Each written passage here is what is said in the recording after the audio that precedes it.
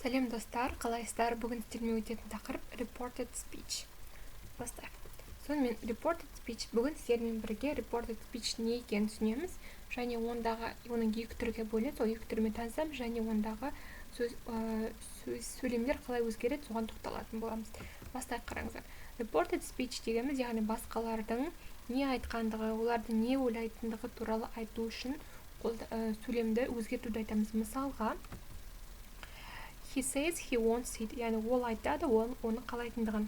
Немесе мен сенемін, мен ойлаймын, ол оны жақсы көреді деп. Немесе she told me he had asked her to marry him. Ол айтты, ол оны тұрмысқа шығуға шақырды деп. Немесе біз ойлаймыз, ол Австралиядан деп. Яғни біздің ойымыз, ол басқаның немесе біздің не айтқанымызды айту үшін қолданылатын сөйлемдерді біз reported speech деп атаймыз. Түсінікті, қараңыздар, reported speech екі түрі бар. Яғни біреуінде with tense change, яғни етістіктің шағы өзгермейді. Келесі with tense change, онда етістіктің шағы өзгереді. Қазір екеуіне тоқталып өтейік. Біріншісі, яғни етістіктің шағы өзгермейтін without tense change көшейік.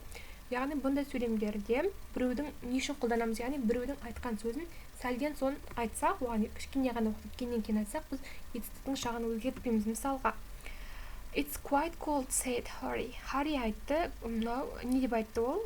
Күн суық екен.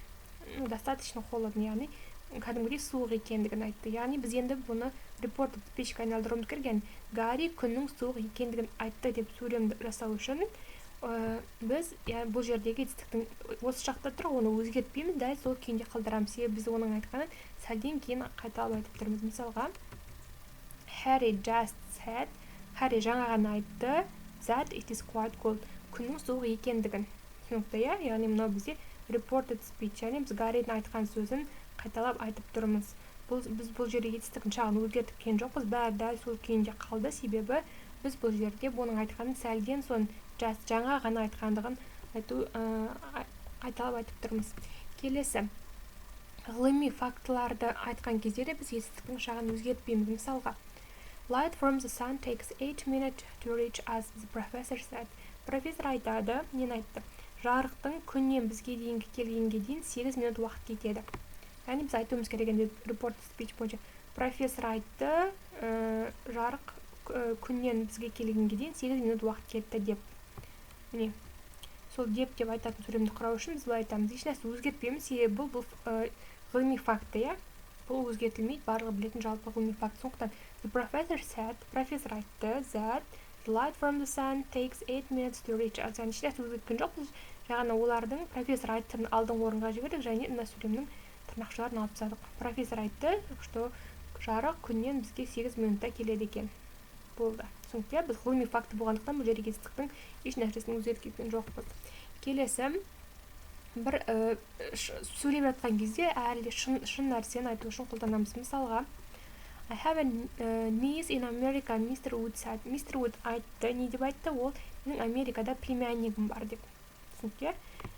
Бұл шындық нәрсе, яғни оның айтқаны шын. Сондықтан Mr. Wood айтты, оның Америкада племяннигі бар екен деп айту үшін біз ешнәрсе өзгертпейміз, тек қана Mr. Wood said айтты, that he has a niece in America, яғни ол Америкада өзінің племяннигі бар екен. Бұл жерде have-тың орнына has-ті өзгердік, себебі үшінші жақта өзгереді, has бол.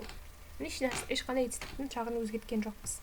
Келесі, біз тағы да өзгертпейміз етістікті, яғни етістік осы шақта болған кезде, особенно reporting verb, яғни says деген мына айтты, көрді, сенді деген етістіктер осы шақта тұрған кезде, мына сөйлем ішіндегі етістіктің шағы өзгермейді. Мысалға, I'm staying in tonight, Mark says. Марк айтады, мен бүгін түнде қаламын. Яғни Марк айтты, бүгін түнде қалатын деп айту үшін біз былай айтамыз. Mark says that he is staying in tonight. Бүгін Марк айтады, ол бүгін кешке қалады екен. Қонуға қалады деген сөзге stay, немесе қалады осында. Еш нәрсе өзгертпейді, себебі мына reporting verb бізде осы жақта тұр. Says. Келесі енді екіншімен қайталап өтуге 4 жағдай бар. Біз етістіктің шағын өзгертпейміз, дәл сол күйінде қалдырады. Біріншісі, егерде біреудің сөзі айтқаннан кейін кішкене ғана уақыт өтсе, бірнеше уақыттан кейін ғана. Екіншісі, яғни біз ғылыми scientific fact, ғылыми жаңалықтарды туралы айтқан кезде, мысалы профессор жарық жерге 7-8 минутта келеді деп айтты деп айту үшін. Немесе үшіншісі, шындықты айтқан кезде мысалға төртіншісі, яғни біз reporting verb, яғни айтты, көрді, сенді деген етістік осы жақта тұрса, онда жақшаның ішінде тұрған ой, ол дәл сол өз шағында қалады, өзгертілмейді. Түсінікті. Енді келесі бөлім бізде reported speech with tense change, яғни етістіктің шағы өзгеретін жағдайларға тоқталып өтейік. Біріншісі, яғни мысалы қараңыздар.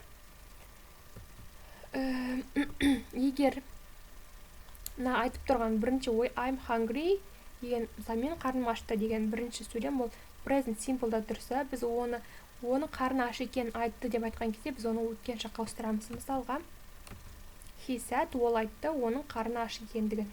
I'm hungry, мен мысалы біреу айтты, John says I'm hungry, біз оны ол айтты деп айтқан кезде оны етістікті біз present simple'дан past simple'ға өзгертеміз. He said that he was hungry, ол айтты оның қарны аш екендігін. Түсінікті, иә? Келесі present continuous'тан біз past continuous'қа өзгертеміз. I'm writing a letter, ол хат жаза тұрғанын айтты. Енді оны өзгерткен кезде бізде he said, ол айтты, he was writing a letter, ол хат жазып жатырғанын айтты. Мына жерде present continuous past continuous'қа айналып кетті. Келесі present perfect'ті біз past perfect'ке ауыстырамыз. I have cleaned my room, мен бөлмемді жинадым. Ол айтты, оның бөлмесін жинағанын деп айтсақ, біз he said that he had cleaned his room, ол айтты, оның өзінің бөлмесін жинағанын. Мына жердегі бізде present perfect'ті past perfect'ке айналдырып жібердік. Келесі present perfect continuous past perfect continuous'қа айналады. Мысалға she has been waiting all day, ол күні бойы күтті. Осыны біз ол күні бойы күткен айтты деп айтсақ, he said that she had been waiting all day. Ол айтты, что ол күні бойы күткендігін. Бұл жерде біз present perfect continuous'ты past perfect continuous'қа айналдырып жібердік. Түсінікті, иә? Келесі past simple. Енді қараңыздар, present шақтың барлығын аяқтадық, енді past'тарға көшеміз. Past simple өткен шақта біз past simple'дан оның өткен шақта айтқан әңгімесін ол айтты деп reported speech айналдырған кезде оны past perfect'ке айналдырамыз. Мысалға I paid $12 for the video. Мен видеоға $12 төледім. Енді ол видеоға $12 төлегенін айтты деп айтсақ, біз оны past perfect жағына қоямыз. He said that he had paid $12 for the video. Мына жерде біз past simple тұрды, оны біз past perfect'ке айналдырдық. Түсінікті, келесі past continuous'тан біз past perfect continuous'қа айналдырамыз. We were talking about football. Біз футбол туралы сөйлесіп жатырдық. Бұл past continuous өткен шақта. Енді ол айтты, олар футбол туралы сөйлескенін деп айтсақ, ол past perfect continuous. He said that they had been talking about football. Яғни мынау бізде had been talking ауысып кетті. Келесі direct speech. Мына жерде жазып алсаңыздар болады дәптерге қай жақтың қай жаққа ауысатындығы.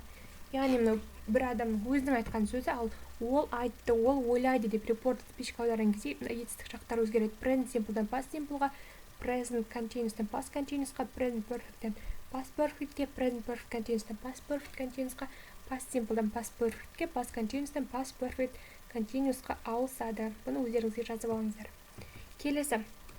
Сонымен қатар тек қана етістіктің шақтары ғана өзгермейді, кейбір сөздер де direct speech-тан reported speech-қа ауысқан кезде өзгеріп отырады. Мысалға,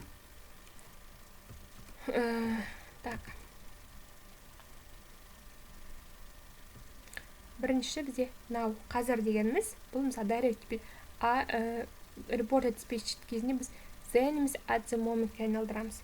Today дегенді reported speech-те біз that day деп айтамыз. Yesterday дегенде біз reported speech-те the day before the previous day деп атаймыз. Tomorrow-да reported speech-те біз the next немесе the following day деп атаймыз. Last week-те біз reported speech-те the week before the previous week деп атаймыз. Next week-те the week after the following week деп атаймыз. Ago дегенде before-ға айналдырамыз. Here-ні there-ға айналдырамыз. This-ті that-ға, this-ті those-ға, will-ді would-ға айналдырамыз. Мына бізде direct speech-та осылар келсе, біз оны reported speech-қа айналдырған кезде мына сөздерге ауыстырамыз. Түсінікті, бұны да жазып алыңыздар.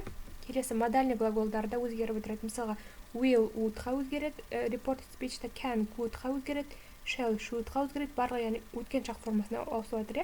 had to, have to, had toға өзгереді, must, ought тоға өзгереді, may, mightқа өзгереді. Бұл осы бірінші бөлігі, келесі сабақта екінші бөлігін әрі қарай жалғастырамыз.